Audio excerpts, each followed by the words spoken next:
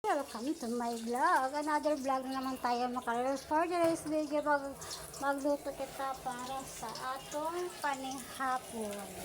Nagisa ako sang ahos sa sibuyas. Ay, magluto ako sang adobo na ratol o batol. Ay, nito sa atong giloto. Takpan na to para maglambot siya. Kaya ko sa tubig na gamay.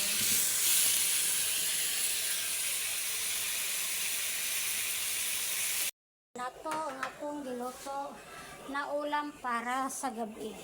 For today's video na adobo na batong or latoy or sitaw. Ay sagilan ta sang na, pero hindi na nato pag-iubos ni kadaghan man.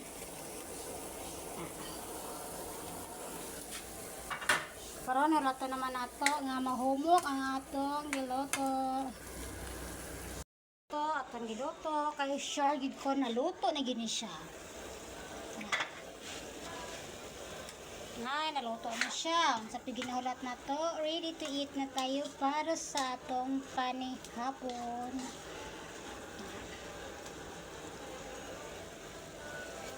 Oh my God, so sarap. Matamis-tamis ng aking gulay.